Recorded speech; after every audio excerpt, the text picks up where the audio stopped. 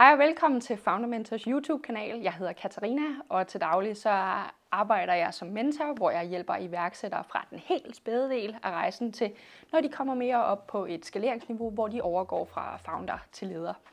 I dag så skal vi have en expert talk, og derfor der har jeg inviteret Gunhild og Frederik her til, at vi skal snakke om People and Culture Management. Velkommen til jer. Hvor er det fedt, at jeg har. Historien er jo, at vi har jo løbet ind i hinanden på en ledelseskonference over i København, og jeg valgte faktisk at skrotte hele eventprogrammet, jeg selv havde planlagt, at jeg skulle sidde og høre på, fordi jeg endte med at sidde og høre på jer i stedet, og det var så spændende, og det var meget mere relevant og nærværende inden for iværksætteri. Og det er jo også derfor, jeg er her i dag, fordi vi skal blive kloge på, hvad det her people and culture egentlig er, og hvorfor man skal arbejde med det, og hvordan man selv som iværksætter og lige pludselig leder egentlig sådan har indflydelse på det her område. Så jeg tænkte på, at vi ikke lige præsenterer, hvem det er jer, hvis du starter, Gun. Jo, jeg hedder Gunhild, og jeg har arbejdet de sidste 10 år inden for people and culture spacet, og også specifikt inden for startup, der skulle til scale-up. Så jeg har været head of people for virksomheder som GoMore og Hubi og Organic Basics. Efter min tid i GoMore begyndte jeg at arbejde i en virksomhed, der hed Hubi. De var 60 medarbejdere på det tidspunkt, hvor jeg startede, og jeg fik at vide, at de skulle være omkring 10 mennesker mere, og vi skulle bare bygge kultur, og jeg var meget begejstret for det. Men det endte med, at jeg faktisk på de 2 år hyrede omkring 300 mennesker. Vi var 2 mennesker, der gjorde det. Vi hyrede 300 mennesker. Altså, vi endte på et team på 5, men altså, det meste af tiden var det. Og det blev Danmarks hurtigst voksende virksomhed. Fast track til i dag, hvor jeg er gået selvstændigt, og nu arbejder med mange af de samme ting, altså med people and culture i virksomheder, i mindre virksomheder, tit med typisk 20-100 medarbejdere.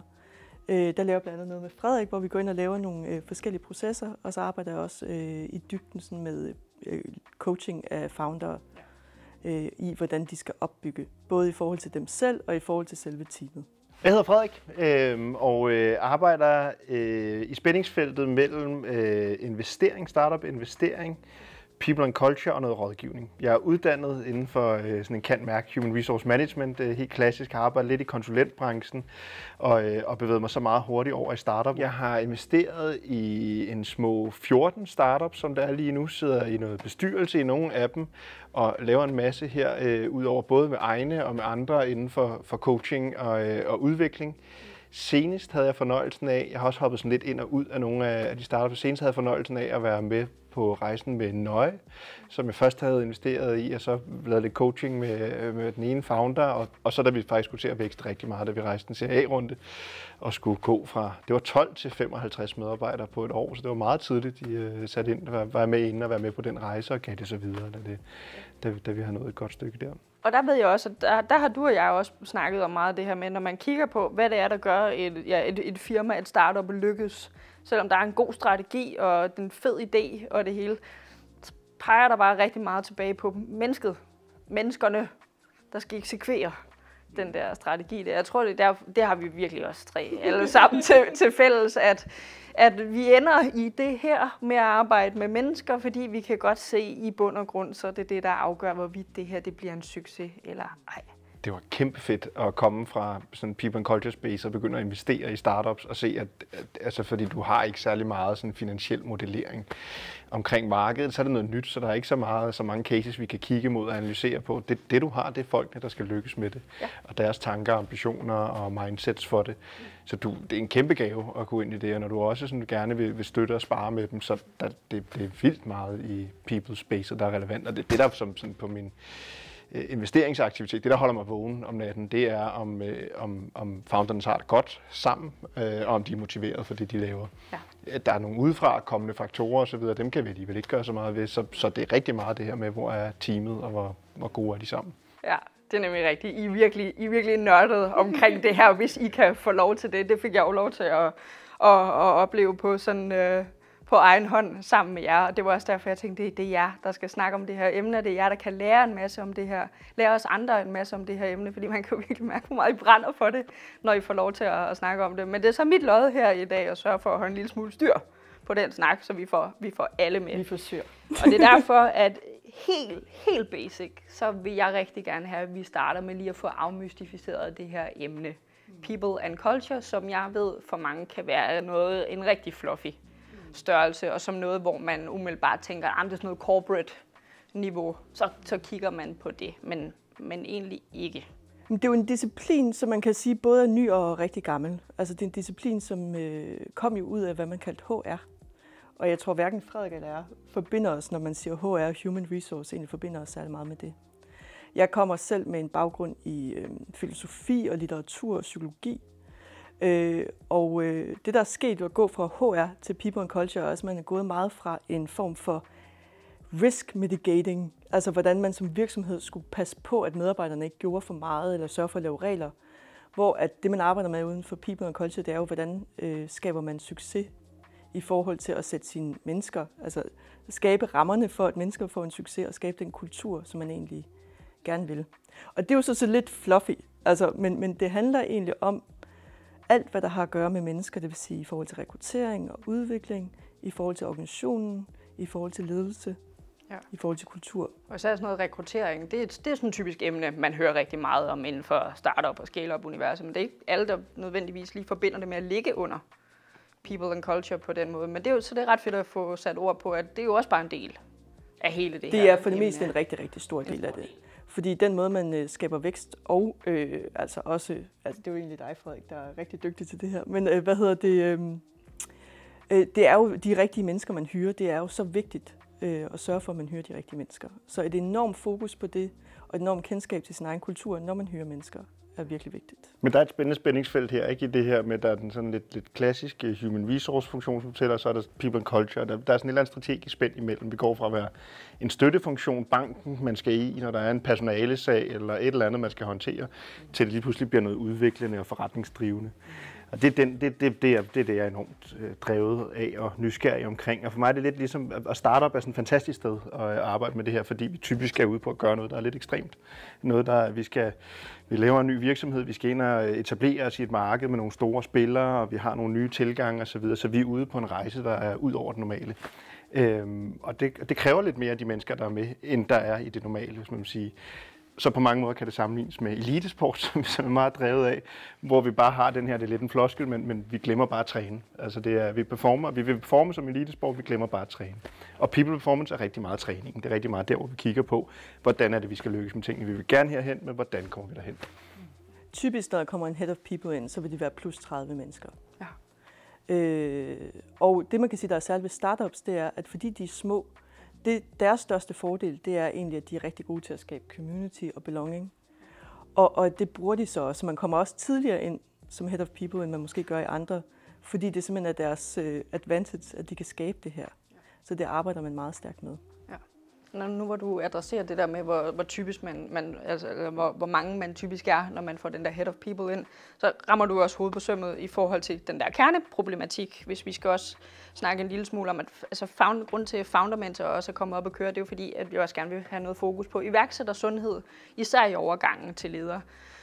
Og jeg er endt i det her people and culture space på sådan helt automatisk vis, da jeg sådan begynder at nørde og undersøge, hvad er det egentlig, der kan udløse sådan stress og sådan det der ekstreme mentale pres, som sådan en founder kan komme under.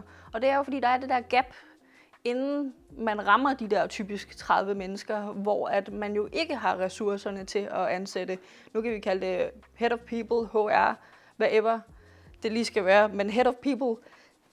Så der er det jo måske founder-kredsen, som skal gå ind og fylde den position ud, men kommer som idémager og ikke som leder, og måske snubler lidt ind i det her lederskab, uden at være trænet.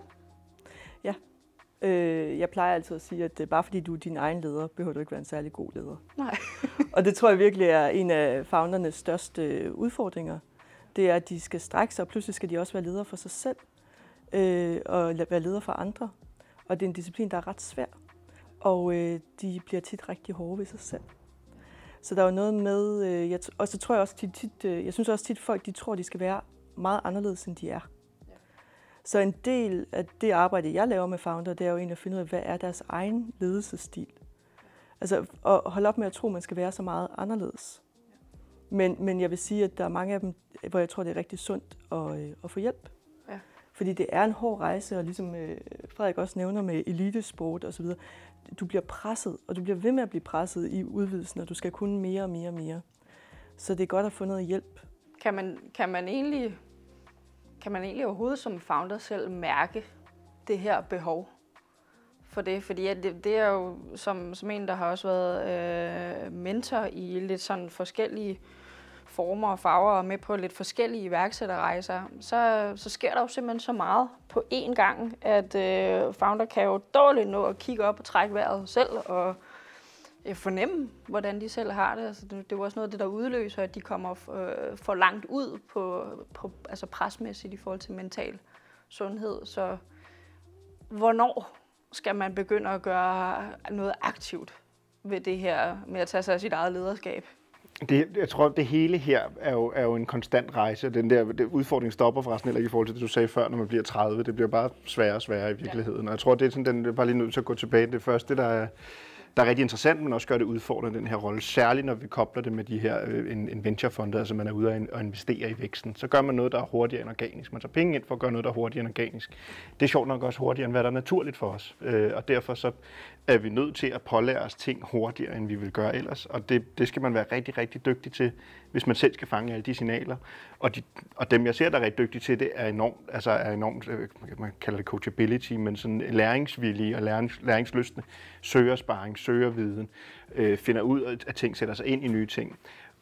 Når vi snakker lederudvikling og den her sådan rejse, kan man mærke det selv, hvis man er på vej væk. Det er jo forskelligt fra person til person, hvor god man er til det. Men det er nok noget af det, vi træner allermest, når vi laver lederudvikling. Det er det her selvindsigt. Altså det er meget sjældent, at vi er inde og sige, det du gør her er helt forkert, det skal du lave om på. Det er meget mere, det du gør her, kan du gøre rigtig godt i den her sammenhæng, men du kan måske udvikle lidt mere bevidsthed omkring det i den og den sammenhæng, eller over for de omgivelser. Så selvindsigten, som også er den, der kan hjælpe en i forhold til, at hvis tingene er ved at brænde sammen eller falde sammen rundt om en, er fuldstændig afgørende. Både i forhold til den udvikling og performance, man gerne vil have, og også i forhold til den trivsel, man har. Jeg synes, det er meget typisk, når jeg møder ledere, at de ikke kan mærke sig selv. Altså, så den er helt klassisk. Så når man siger, jamen, hvad giver dig glæde? Og man bare kan mærke, at de kan ikke svare på noget. Og der er man blevet sådan rimelig nom. Og så er det nok lidt for sent. Men altså, så er det bare godt, at man begynder at gøre nogle ting. Men det er meget klassisk, når jeg møder nogle folk. Det er sådan, jeg har holdt op med, altså, den der indre motivation, der var så stærk en drivkraft, når den pludselig er forsvundet. Altså, man har i måske 2-3 år kunne arbejde, og pludselig vågner man en morgen, og det giver bare ikke mening.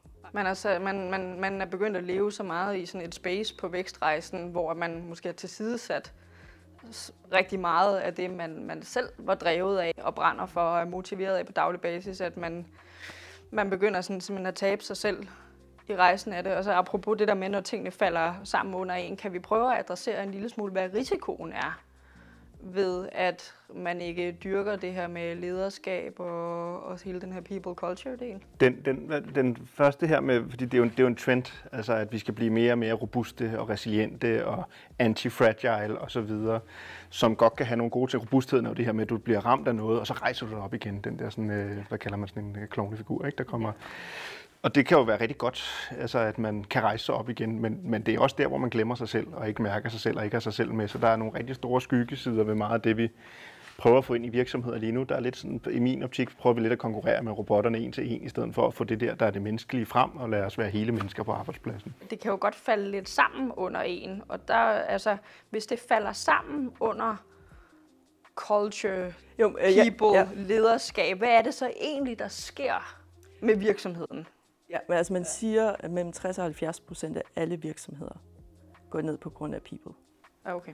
Så det er sådan en ting, man kan sige, altså i forhold til strategi, i forhold til market fit, i forhold til alt muligt, så ligger den på omkring 60-70%, der hedder, at det er enten en konflikt i founder-teamet. Altså enten så vågner en fra founder-teamet og kan ikke mærke sig selv mere og gider ikke gå på arbejde. Ja. Eller de går i konflikt med hinanden og begynder at bryde og ikke har lyst til rejsen mere. Det er sådan nogle klassiske ting. Så på den måde kan man sige, at det er et kæmpe fokusområde, og særligt i den spæde sådan fra 1 til 10 medarbejdere. Men jeg har ikke prøvet at have en rejse, hvor der ikke har været konflikter i founder-teamet også, og hvor det har haft betydning. Så altså, det er noget, man skal være opmærksom på. Og der kan også være gode konflikter. Ja. Det er jo bare en del af at være sammen, at der vil være stridighed, og det er også noget, der energien ligger. Og så netop ved at få talt om det, er også der, hvor man får frigivet en masse ressourcer i en organisation, og får fundet ud af det her, men vi er sgu ikke enige her, så nu skal vi lige prøve at finde ud af, hvem der så får man lige sådan vinder alignet den her teamet igen. konflikt. Hvorfor var det egentlig, vi gjorde det, og hvor er det egentlig, vi er på vej henad, og er alle glade? vil folk stadig gerne være med? Og det, fordi det er jo den der kulturdel. Altså, hvis du ikke selv sætter dig og får skabt den kultur, så former kulturen sig uden dig, om du ved det eller ej. Og så er det typisk det der sker i det, den ledelse, der er i det co-founder-team, der gennemsyrer den kultur, der opstår. Ja. Det synes jeg er ret interessant, hvis vi kan snakke lidt om det. Ja, det er meget klasse, man siger, at en startup imiterer sine founders. Ja. Og det vil også sige, at tit, når man går ind og kigger på en startup, så vil man starte med founder-teamet. Trives i, er i trivsel, giver det mening. Ofte vil man også se, at folk har jo ændret rolle, altså hele tiden. Så klassisk founder-team, så har man haft en rolle, som så går over, og det kan være en meget sådan, iværksætterrolle, der pludselig er blevet mere driftstung. Og pludselig er man gået fra at have startet det her selv, og haft den her følelse af frihed, og man føler sig enormt fanget med en arbejdsgiver, som tilfældigvis er en selv, som man ikke kan lide særlig meget. Og det er mega, mega svært.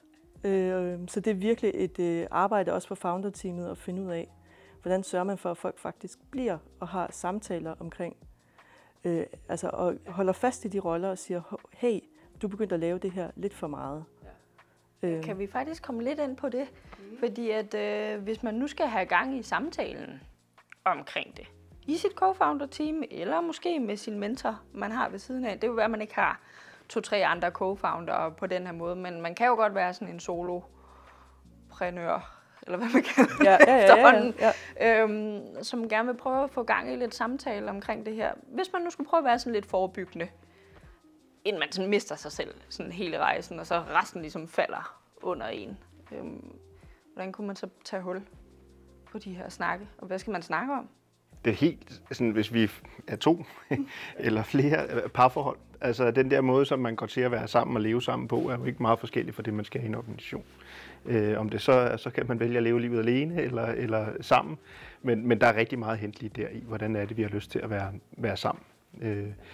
Og så er det altså sådan, psykologisk tryghed og sårbarhed er nogle meget gode overskrifter at have med sig i de her samtaler.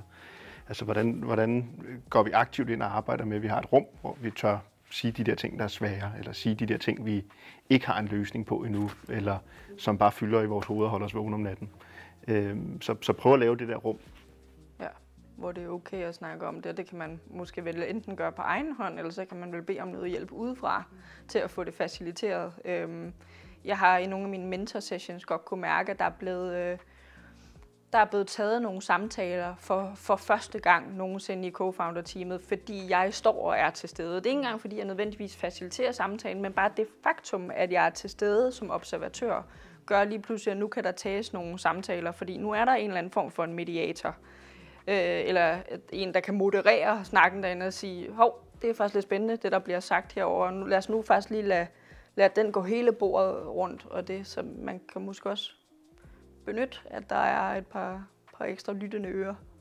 Det kan i hvert fald være enormt intimiderende at tage nogle af de der jeg føler snakke.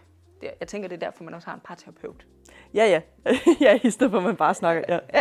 Jamen helt sikkert, det giver en rigtig, rigtig god ting nogle gange at bare have et andet menneske i rummet, der kan stille nogle spørgsmål, som virker super simple, men man bare bliver nødt til at forklare sig.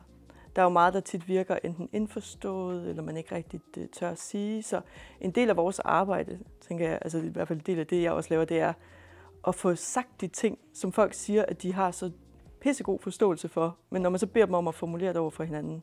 Hvad er egentlig min rolle? Hvad er dine forventninger til mig? Hvad skal vi de næste halve år? Hvad er den største prioritet? Altså sådan nogle helt enkle ting. Altså, du skal lige sige det højt. Ja, jeg kan godt lide de der enkle ting. Jeg kan godt lide, når det bliver så konkret.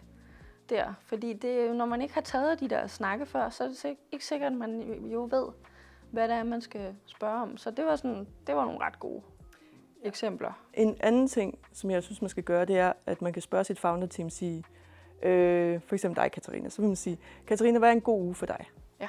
Ikke? Hvad er en uge, når du går igennem den her uge, så synes du virkelig, at du har fået fuld plade. Ja. Det kan være, at du har brug for at... Altså det er også omkring dig selv, altså hvad for nogle arbejdsopgaver, men det kan også være, at jeg har brug for at træne, jeg har brug for at gå ud og drikke rødvin med mine veninder, jeg har brug for at komme en tur i biografen, og så kan du ligesom lave en plade. Og noget, som kan være ret godt, det er så også at tage en opsummering på, for eksempel om fredagen sige, har du egentlig nået de her ting? Eller om mandagen, har du nået de her ting?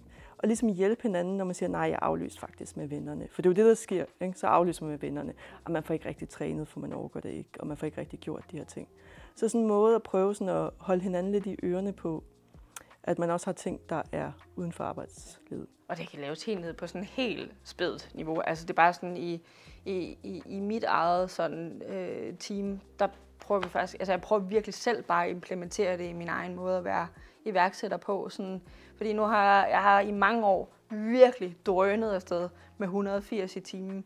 Og det har da helt klart også bragt mig nogle steder hen, men jeg kan ikke holde den kadence sådan rent personligt og psykisk og sådan noget. Så hvis man har for eksempel oplevet at gå ned med stress, så føler jeg faktisk næsten, at vejen til den næste omgang stress, den bliver jo nærmest sådan reduceret, altså den bliver jo nærmest kortere, ikke? Og det er man på et eller andet tidspunkt nødt til at tage ret seriøst. Okay, jeg har nemt ved at falde ind i det igen, så jeg er nødt til at lave en eller anden form for livsstilsændring. Så jeg kører rigtig meget selv, for eksempel med at skulle have det overskud til at gennemføre de sunde og vigtige ting i løbet af en dag også. Og føler, at afkastet er, at jeg kan arbejde mere koncentreret, at jeg kan løse en opgave bedre og smartere. En opgave, som førhen ville tage mig 3 timer, fordi mit hoved var alle mulige steder. Det er ret almen, hvis man har ADHD, ligesom mig. Så skal man lave en opgave, men man bliver jo nemt distraheret af alt muligt andet. Jeg synes for eksempel, at få nogle sunde vaner ind i hverdagen, har sådan noget som træning, har gjort, at jeg kan skærpe min koncentration, og så få afviklet samme opgave måske på en time eller halvanden. Og så tænker jeg bare, hvis det nu bare gælder for hele organisationen, præcis, så er det jo et helt vildt glade mennesker og et effektivt team, og det må der alt andet lige give afkast på bundlinjen, tænker jeg. Bare du ikke bliver stresset af ikke at nå dine sunde vaner. Nej. Nogle gange. Det er jo så den anden ting. Man kan simpelthen få skruet sig selv helt op i det også, ikke? Ja. Jamen, det synes jeg virkelig er en reel ting, fordi nu begynder man at vende sig til alt det her, der fungerer for en, og hvis man så misser det, så falder korthuset sådan lidt igen på en anden måde, ikke? Der er bare sådan, der er ikke noget i livet, der er nemt. Nej, det er sådan her. Jeg har misset et par stykker i morgen, så det kan man, så sidder det lidt i baghovedet. Så sidder det sådan lidt i en, fordi nu er man også kommet ud af sin struktur og sin rutine. Men jeg synes, hvis vi lige skal op på sådan kultur- og people-niveau igen, lad os sige, at vi er på den her vækstrejse. Man skal skalere op fra, lad os sige, 50 til 300 mand. Eller noget, ja. Men du har været på sådan en rejse. Ja, det har jeg, ja. Det ved jeg noget om. Der er jo noget af det, der i hvert fald er et hot topic, det er jo det med talent. Tiltrækning af talent, fastholdelse af talent. Hvordan får vi de allerbedste og kæmper kampen mod de store corporate firmaer, når vi sælger et ungt et.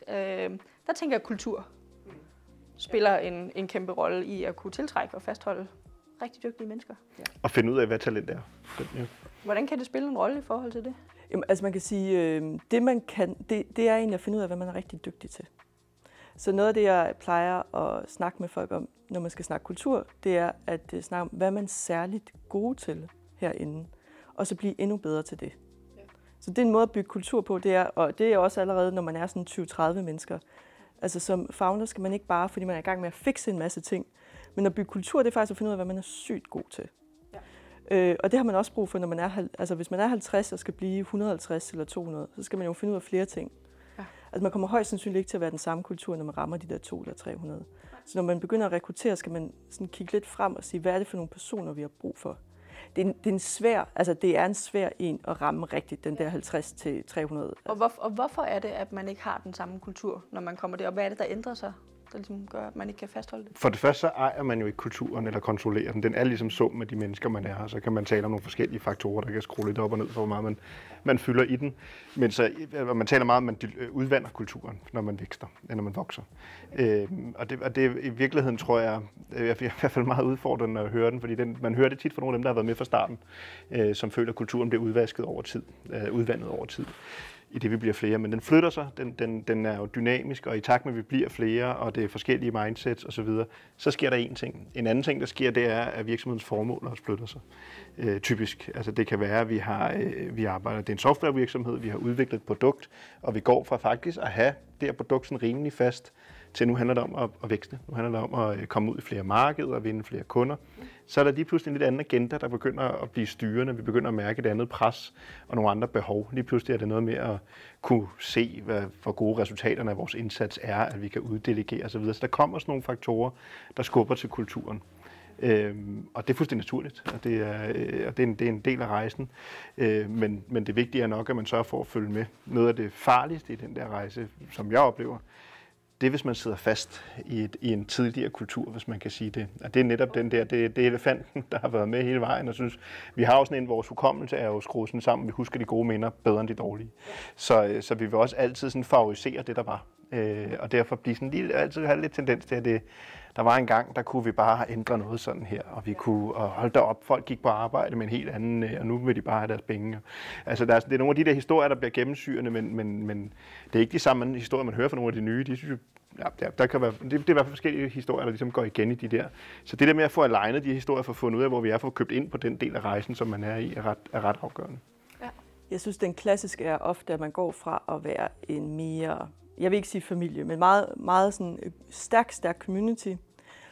Og tit, hvis man skal udvikle sig fra 50 til 300, så bliver man en klogere organisation. Man ved mere, man skal have flere folk ind. Så ofte det, man erstatter det med, det er i hvert fald det, jeg har gjort, for eksempel da jeg arbejdede i Hubi, var at sige, okay, vi går fra den her familietankegang til en learning-kultur. At nu skal man blive meget, altså vi skal også internt i virksomheden kunne virkelig dygtiggøre folk. Og det kan man tit ikke, når man er 30 på samme måde. Altså selvfølgelig kan man på nogle måder, men her bliver det mere professionelt, at man så sætter en læringskultur op. Men de ting, jeg vil være opmærksom på, det vil være, at jeg vil altid snakke ekstremt meget med CEO'en i forhold til intern kommunikation. Hvis man går i forhold til det her, man skal være meget stærkere i sin interne kommunikation for at holde fast i organisationen. Hvad sker der? Altså også når man egentlig skaber en kulturforandring. Så det vil jeg holde øje med. Og det plejer jeg også som Head of People at være en meget stor del af, og hvordan kommunikerer CEO'en med resten af teamet omkring, hvad der kommer til at ske. Det er at sætte en rekrutteringsproces op, som egentlig passer til, at vi er stærke på at tiltrække de rigtige mennesker. Så vil det være hele onboarding, der bliver meget mere professionaliseret. Så man begynder sådan at se, at den her people and culture funktion også begynder at få sådan en ekstrem intention i, hvordan man gør, og hvordan man opbygger kultur. Og prøve sådan at lære nogle ting som organisation, og aflære nogle ting som organisation. Hvad skal vi holde op med at gøre? Ja. Og så ligger der tit et trænings i forhold til lederne, som har gået altså fra sådan operation til strategisk. Ja. Altså simpelthen at sige, når organisationen vokser på den måde, så rystes kassen af ledere, og mange af lederne skal rykke op 1 eller 2 eller 3 niveauer i den måde, de leder på. Og det har de sikkert måske ikke prøvet før, hvad der var klassisk. Hverken som CEO eller som leder. Så meget af det, for eksempel, man går ind og arbejder med, det er at sige, okay, hvis du skal lede på det her niveau, hvad skal du så gøre, som du plejede at gøre? Hvad skal du gøre nye ting? Hvad skal du holde op med at gøre? Jeg tænker også, at man vil også stille sig selv spørgsmål, om man kan lede på det niveau. Altså om man er den rigtige til at blive ved.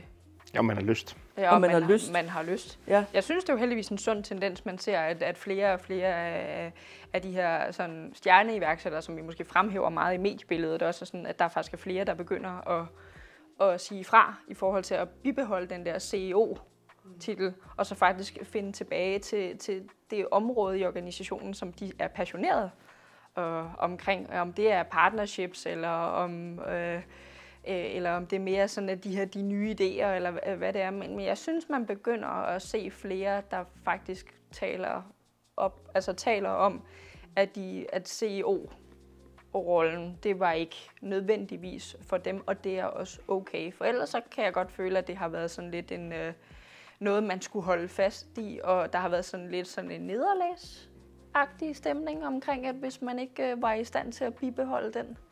Det er jo i hvert fald noget anden jobbeskrivelse, når du er CEO i en 300-personers virksomhed i forhold til at være founder af et nyt selskab. Og det er også nogle andre steder, nogle evner og noget motivation. Og det kan sagtens være, at man følger med og flytter sig med det og har det osv. Men der er en vis sandsynlighed for, at der er noget, der har tændt en mere. Der er til gengæld også et meget, meget stort tab, når man giver slip på nogle af de her, for der er virkelig noget kultur, der bliver båret med, noget historie og noget folk køber ind på osv. Det er jo rigtigt. Så man kan også gøre rigtig meget for at indrette sig rundt om det. Men i hvert fald det der med, så bare for at sige, at det er en meget anden rolle, men man kan også forme organisationen derefter, så man kan skabe nogle rammer, der gør det mere relevant for de forskellige personer og blive det sted i organisationen. Jeg har lige et sidste spørgsmål til jer, og det er også fordi, det kan jeg ikke undgå at lægge super meget mærke til derude. Det er jo det her med meningsfulde arbejdspladser. Vi har jo en arbejdsstyrke, der kommer hele tiden nye generationer til, og nye generationer af arbejdsstyrker til. Jeg kan forstå, at det der med at være drevet af løn, det er ikke nødvendigvis noget, den fremtidige arbejdsstyrke, den kommer til at være lige så meget drevet af som førhen. Eller, det er lidt fluffy, det er lidt løst det her, jeg kaster op, men det skaber vel nogle krav til, at man kan skabe en meningsfuld arbejdsplads, hvis løn ikke lige pludselig kun er det eneste, man kan tiltrække med. Hvordan er det nu med de der 3 stenhugger? Hvem er det? Det er ikke Bourdieu, der er jo meget gammel teori om det her, ikke? Med interviewer 3 stenhugger, den ene er ved at bygge en katedral, den anden er bare ved at blive gjort til en rigtig dygtig stenhugger, og den tredje han glæder sig til at få fri. Og lønnen er den samme, ikke? Og det der bliver sat som risikoen er måske den midt imellem, og det er rigtig fedt at være drevet af et meget stort purpose og være på en stor udfordring. Ja. Hvis det bliver for snævert, kan det være lidt farligt, og hvis man ikke er rigtig købt ind på den større rejseidentitet, hvorimod det kan jo også være rigtig, rigtig fint at have et job og få nogle penge at gå hjem. Det tror jeg ikke, man skal negligere. Og det ser vi jo også tendenser på i forhold til gig economy og så videre. Vi har mange forskellige jobs, og det handler lidt om, hvordan vi får dagen til at hænge sammen og gøre det, vi er drevet af. Og det kan være arbejde, men det kan altså også være noget andet. Det tror jeg, man skal respektere. Ja, og så tror jeg, at det er faktisk der, hvor startups er allerbedst. Fordi det har jo aldrig været den præmis, de på nogen måde kunne forhandle med. De har jo altid givet, hvad folk vil kalde lorteløn, for at sige det sådan. Og det har også gjort, at grunden til, det var også lidt det, jeg startede med at sige, grunden til, at vi for eksempel kommer ind måske tidligere, det er jo fordi den der indre motivation, det at føle sig som en del af noget, det er det, startupen er super god til. At give indflydelse, give autonomi. Måske fleksibilitet i arbejdsrollen. Ja. Så det har været meget vigtigt også, når man udvikler sig, for eksempel fra 50 til 300. Man skal passe på, at man så, skal du så ind og blive Danske Bank med nogle processer i forhold til det? Husk nu på, hvorfor det er, for du kan tit stadigvæk ikke konkurrere med karriereplaner, og du kan ikke konkurrere med løn, og du kan ikke gøre de her ting. Det du så skal, som er meget vigtigt, når du giver løn som virksomhed, det er, at du skal skabe et indre system, der er fair. Fordi de fleste, der kommer ind i en startup, de vil være rimelige, de vil kunne få en bedre løn et andet sted. Praktisk talt alle. Bare for. Så det har jo ikke været det. Når man har siddet og skulle argumentere, så er det bare sådan, det kan vi ikke. Men til gengæld, så kan vi det her, det her, det her. Og du vil netop få en meningsfyldt arbejdsdag. Men hvis folk begynder at synes, at din løn er unfair i forhold til de andre inden for systemet, så får du simpelthen med det samme, så er du i gang med at ødelægge en kultur. Så det er helt vildt vigtigt at kigge på fairness. Og der er rigtig meget, der går mod større transparens. Både sådan regulativt og krav for, når man skal ansætte. Særligt tech-roller er det nærmest forventet, at der står løn på stillingsopslag. Så der er rigtig meget, der går den her vej, så det er en god idé at begynde at tænke over sine systemer i forhold til løn og fairness. Og man har lidt levet i den der med, at løn er ikke en motivationsfaktor, eller ikke en særlig motivationsfaktor, hvilket nok er rigtig langt hen ad vejen, men lønuretfærdighed er en meget stor demotivator. Der er en anden ting, der bare, hvis vi taler om vækstrejsen og 50 til 300 og så videre, og man får bare rigtig meget foræret kulturelt, når man er en succes, og alt andet lige, så er man en succes, når man vækster. Det er en nemmere end den rigtig mange virksomheder oplever lige nu, hvor de er nødt til, hvor tingene ikke går så nemt, hvor det økonomiske landskab er svært at rejse penge, eller oplevet noget stillestand på kundesiden og så videre, så de er nede og skulle nedskalere deres organisationer. Og det at drive en sund kultur i de processer er hamrende spændende og meget, meget svært, men måske også der, hvor kulturen lever allermest. Så der er... I de tider der. Ja, og der spiller People and Culture en stor rolle. Og man kan se nogle steder, hvor det går rigtig godt, og nogle steder er det første, der ryger i den periode, hvor der måske er det største kald på det. Så bare en meget stor opfordring til at sørge for at virkelig huske den her disciplin i de svære tider, for det er nok der, den har sin største berettigelse. Inden man får råd til at ansætte sådan en head of people, har I så nogle tips til, hvad kan man gøre Ja, altså nogle af de ting, jeg tit snakker med founder-teamet omkring, det er, at kultur kan ikke kopieres, det skal bygges ind i organisationen. Og det vil sige, at man går rundt og kigger til alle mulige organisationer, men man bliver nødt til at bygge det internt. Og det er fordi, det er jo de mennesker, der ligesom udgør det. Men en af måderne at gøre det på, det er at kigge på, hvad man er særligt god til. Som når man tit bygger en startup, så kigger man jo hele tiden på problemer og hvordan man kan løse det i verden. Men det er altså ikke sådan, man bygger kultur. Kulturen er egentlig, hvad man er god til, og så gør det endnu mere. Så et godt råd det er at sige, det du er god til, det skal du arbejde mere på, end det du er dårlig til. Ja. Fordi at tit vil man sådan prøve at fikse, vi er ikke gode til det her, vi er ikke gode til det her. Det er altså ikke den måde, man bygger kultur på. Det er faktisk ved at blive rigtig, rigtig gode til noget, og ikke til noget andet. Ja. Det skal man så også som leder kommunikere og sige, hos os så er vi gode til det her, det her, det her kan I forvente. Men der vil være ting, som I ikke kan forvente hos os. Klassisk vil være karriereplanlægning. Man hører fra folk, der er under 30 mennesker, hvor folk kommer ind og siger, hvad kommer min karrierestige til at være?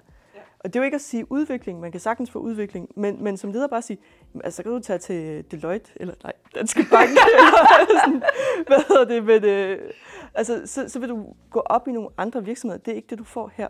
Ja. Den tredje ting, det er også i forlængelse af det, vær super ærlig over for dine medarbejdere, så de, i forhold til deres forventninger. Hvem du er som leder, og hvad din organisation står for, og hvad de kan forvente her.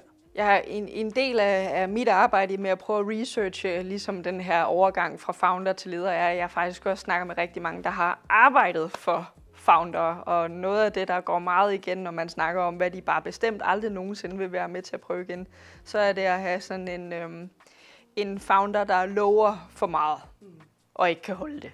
Ja. Det er langt værre, fordi så føler de sig ført bag lyset. Og jeg kan også mærke, at nogle founders, der for eksempel er helt vildt interesseret i kultur, kan næsten blive forelsket i en eller anden podcast, de har hørt om self-management eller et eller andet. Altså, og hvor man siger, det er fint nok, men det kan godt være, at det ikke er for jer lige nu. Ja. Så pas på med den der, hvor man sådan hylder sig ind i noget, som man faktisk ikke kan levere på. Så bare bliv ærlig. Så det er helt klart. Så vil jeg sige coaching til founder-teamet. I kommer på en rejse, og I skal udvikle jer, så det vil jeg helt klart prioritere. For det vil gøre jer klar til at vokse. Jeg tænker heller ikke, det er altid nemt at se sin egen adfærd undervejs i det, så det er måske meget godt at have lige præcis en, der kan betragte det lidt ud fra. Og få også lidt, hvis det kan være lidt hårdt, så det er altså rart at have en person, man kan komme til, som ikke er inde i organisationen, hvor at, man kan godt komme til at få en man betror sig til inde i organisationen med al sin angst og frygt osv. Og man kan måske overveje, om det faktisk skal være en, der eksternt kan hjælpe en videre. Jeg tror ikke nødvendigvis, en hellig gral ligger i at få ansat den people and culture funktion. Men nogle gange så bliver det lidt, hvis vi bare får det, så kan vi sagtens alt det her. Ja. Så den person kommer ikke til at lykkes, hvis ikke de lever i kulturen fra start af. Så jeg er sådan tilbage til det her med at huske at træne. Altså at huske at træne, hvordan vi spiller godt sammen. Og det skal ind at leve i firmaet, og det bliver ikke givet ved, at man ansætter en udefra. Det er noget, man skal ind og opdyrke og drive en kultur omkring. Har du et konkret træningseksempel? Hvad kunne det være? Konkret. Jamen, jeg synes, der er rigtig meget, når vi indfører en ny proces. Når vi snakker om det så er, vi skal nå de her mål. Og det gør vi. Så der er en værktøj, der hedder OKRs, altså en klassisk startup, hvor man sætter nogle objectives, og så er der nogle key results, man skal nå for at nå dertil. Dyrk rigtig meget, hvordan I så gør det her. Altså, fordi det er rigtigt, der er sådan og man kan købe noget software og så videre, og så kører det, og så har vi sat nogle mål ind, og det rimer på vores strategi. Men det der med at dyrke, hvordan vi får sat de rigtige mål, hvordan vi arbejder sammen om det, hvad det betyder. Så det er at tage alle de der ting, vi gør, men så lige tage seriøst, hvordan vi gør det sammen. Det var det bedste bud. Jamen, det synes jeg egentlig var meget godt konkret. Jeg tror bare, at nogle gange, så skal man lige have sådan et eller andet håndgribeligt eksempel og forankre det i. Sådan, okay, nu forstår jeg, hvad du mener med træne, det vi gør med det. Fordi den der hverdag, det scenarie, det kan jeg godt... Hvis der er et godt sådan kendetegn, jeg skal passe på med at sætte nogen i bås, men jeg synes noget af det kendetegn, der går igen med nogle af de dygtige founders, jeg møder, det er det her læringsmindset. Altså det her med at kunne sætte sig ind i ting. Og på samme måde at nørde det, der ligger inden for people and culture, når vi skal ansætte en. Hvordan møder jeg bare op og tager en snak og håber på, at jeg kan lide personen over for os og ansætter den, eller har jeg faktisk sat mig ind i, hvad det er, det kræver, det her job, og hvordan jeg får stillet spørgsmålet på en måde, som også gør, at personen kan komme godt til ord og så videre. Så det her med at dyrke, hvordan vi gør det godt, de her ting. Jeg skal have en samtale med en medarbejder. Hvad bør jeg sige? Jeg skal opsige en medarbejder. Vildt sårbar proces. Der er rigtig meget viden, man kan finde, og man kan spørge osv., men dyrk lige det her, fordi det er her, kulturen bliver levende. Og det er en god idé at træne, hvis man skal opsige en medarbejder. Altså det har jeg lavet rigtig meget ledertræning på. Ja. Altså fordi det er en svær situation, når man kan ikke læse sig, og man skal passe på, når man kun snakker med jura, fordi det menneskelige aspekt kan mangle.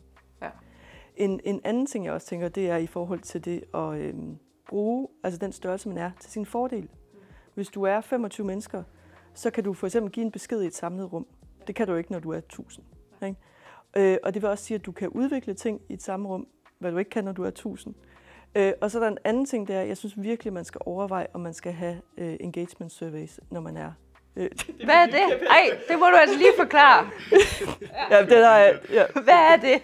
Jamen, der er rigtig mange, der bruger... Det startede med, den danske var Picon, altså, men hvor man spørger ind til, hvordan... how do you feel about work? Ja. Og så får du et spørgeskema, der handler omkring, om du føler dig set af dine ledere, og hvordan du synes, det er at være i organisationen osv. Det er en super god idé på papiret, og det er en super god idé, når man er rigtig, rigtig mange mennesker, hvor der er subkultur og så videre, man ikke kan få en fornemmelse af det. Men min erfaring er, at når man indfører det, og man indfører det tit af sådan et godt hjerte, nu må man gerne, altså vi vil gerne have en dialog med medarbejderne, de skal være med til at udvikle det. Men det gør jo, at folk sidder og svarer anonymt til en leder, der måske har 2-3 ansatte. Ja, og man tænker, kunne I egentlig snakke sammen i stedet for? Og i stedet for at bruge mange penge på det system, hvis det så var, kunne I få en ud at facilitere, måske hver 3. måned, hvad går godt, hvad går dårligt, hvordan kan vi arbejde med det sammen? Ja. Men det man i stedet gør, det er, at folk sidder og skriver et eller andet anonymt til hinanden, og lederen får det, og det kan pludselig blive sådan en dæmmer os, og det var præcis det modsatte. Ja. Men jeg har bare set for mange gange, at man egentlig skaber en manglende dialog, eller man ændrer præmissen for, man skaber en distance. Ja. I stedet for egentlig at skabe, at man skal løse og udvikle organisationen sammen. Så synes jeg virkelig, man skal passe på med. Så udnyt, at man måske ikke er for mange, og at man kan dyrke en teamkultur. Men man kan jo vinde, vi er jo ikke 100% enige i alting, og det nej, tror det jeg er meget sundt. Fantastisk også, jeg tror. Men jeg kan rigtig godt lide det. Jeg elsker dataen i det, ikke? Og jeg elsker, at vi får nogle punkter, vi ligesom kan sådan, monitorere lidt og også se en udvikling i. Jeg køber til gengæld fuldstændig ind på det her med, at det må aldrig blive en undskyldning for dialogen og processen omkring det, men jeg synes, det kan være et godt udgangspunkt for at facilitere en proces på og sætte en rytme. Jeg elsker rytmer. Altså, så det her med at vide, at vi får noget, vi spørger, og vi giver noget feedback osv., og så følger vi op og har en proces, der ruller i et system. Altså, det er, når først ting kommer ind i en rytme, det er ligesom med vanerne, vi snakkede om før, så behøver vi ikke bruge så meget energi på det. Og der kan det sådan et system godt hjælpe en med at skabe en rytme. Ja, men det er præcis det, der også er problemet med det. Altså, fordi så bruger man mindre energi, og så ligger den ligesom og flyder, og det bliver dårligt. Ja. Det er vi uenige. Jeg har også set rigtig mange eksempler på netop, hvor det så man glemmer processen. Og så er det 9 måneder senere, så går det rigtig slemt. Men man laver en kombi af det, så man laver undersøgelsen, men svaret på undersøgelsen, den går ikke til lederne, det går til den, der skal facilitere hele holdet. Jamen, det er der, hvor jeg tror, det er der, hvor noget af det der gør, hvor kæden hopper af, det er nogle meget veludviklede systemer, mange af dem, der er, så de pludselig bliver det systemet, der dikterer adfærden og mindsetet omkring det mere, end det bliver behovet. Så tror jeg ikke, så du vil have noget problem med det heller ikke, hvis man kunne designe det til sig selv og sørge for, at feedbacken gik på den rigtige måde osv. Men og det vi også snakker om, altså man tror tit, at når man bruger det, så bliver det lidt solgt som om, at det bliver sådan et leder-dialogværktøj. Men man opdager, at lederen ikke er vant til det. Nu kommer der 10 medarbejdere, der er super sure over et eller andet, og jeg har bare haft mange ledere, der har lyst til at gemme sig. Ja. Jeg synes ikke, det var fedt, og så bliver de skide sure på de der medarbejdere. Og så er jeg bare sådan, for helvede... så det er også... så nogle gange sælger det, at man er i stand til at håndtere konflikten, også bare fordi man har systemet. Og det er ikke altid sådan, det er. Nej. Så overvej det, vil jeg bare sige, om man bare skulle tage det i plenum. Ja. Og så måske have en whistleblower. Altså, fordi jeg synes, man skal have et eller andet måde, hvor man kan skrive noget anonymt. Ja. Men det behøver bare ikke være organisationsudviklende. Men jeg synes, der skal være en mulighed for at kunne skrive et eller andet, hvis man ser et eller andet, der er problematisk. Ja. Og det kan man ret let sætte op. Men det behøver ikke være et... Det tror jeg bare er lovkrav nu her. Ja. Lige om lidt. Ja. Du har også en rigtig god en med, hvem man skal udvikle processerne til. Hvad tænker du? At nogle gange bliver det lidt sådan HR bliver det sted, man går hen, når man har et problem, frem for noget udviklende. Og man kommer også nogle gange til at lave sine HR-systemer til det, der ikke virker, frem for det, der virker. Så man skal lave det, du sagde det i går, det var ude at lave lederudvikling, man skal lave processerne til sine gode medarbejdere. Ja. Det er et godt tip. Det er, de processer, de systemer og de regler, man sætter op, skaber det mindset og den kultur, der er i organisationen. Ja. Fordi det er jo sådan en tydeliggørelse af, hvordan gør vi tingene her. Det er jo nedskrevet, og regler er noget af det. Og det, der tit er rigtig problematisk i organisationer, det er, at man laver regler i en logik, og så har man kultur i en anden logik, og så har man ledelse i en tredje logik, men det hele flyder sammen. Man skal forstå det som holistisk ting. Ja. For eksempel, så et virkelig råd, jeg vil give, det er, at de regler, man laver, det skal man lave og have sin absolut stjernemedarbejdere i hovedet, når man laver de regler. For jeg prøver tit, at ledere, de har svært ved at tage en konflikt, hvis man er en ung leder. Så laver man en regel. Det er lettere. Nu laver vi en regel. Alle skal møde ind 9:00 på arbejde. Og det er fordi, man er træt af, at Thomas ikke møder ind på arbejde, og man synes ikke, Thomas gør nok. Men man har ikke lyst til at tage snakken. Så nu laver man en regel. Ja. Og fordi så kan man sige til Thomas, klokken er altså 11:15, og nu har vi en regel, der skal møde ind her. Det står her. Men det er meget, meget vigtigt, at der er forskel på, hvilke regler, der skal være i organisationen, og noget er ren ledelse. Ja. Så hvis du så vælger at lave regler efter Thomas, så vil dine medarbejdere lige så stille blive mere ligesom Thomas. Undskyld Thomas, hvis det er. men bare for at sige, at virkelig være opmærksom på, at de regler og processer, du sætter op, skal du altid have de top bedste medarbejdere i hovedet. Ja. Og hvis du ikke føler, at de har behov for det, så synes jeg ikke, du skal lave den regel. Nej. Fedt. Så det var sådan. Det var super fedt. Tak for det. Tusind tak, fordi at, I vil komme og snakke med mig om det her emne, som jeg brænder så meget for. Det var fedt at få lov til at gå i dybden med det. Og tusind tak til dig, der så med derude. Husk at like og subscribe på kanalen, og så husk at her på YouTube-kanalen, der kan du også finde alle mulige andre interviews omkring hele det her med overgangen fra founder til leder.